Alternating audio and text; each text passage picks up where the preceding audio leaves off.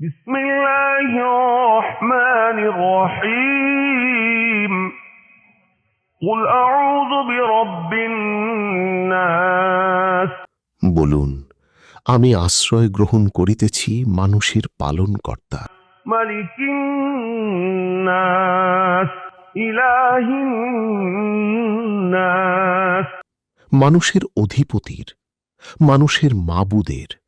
من شر الوسواس الخناس الذي يوسوس في صدور الناس من الجنة والناس তার অনিষ্ট থেকে যে কুমন্ত্রণা দেয় ও আত্মগোপন করে, যে কুমন্ত্রণা দেয় মানুষের অন্তরে, জিনের মধ্য থেকে অথবা মানুষের মধ্য থেকে।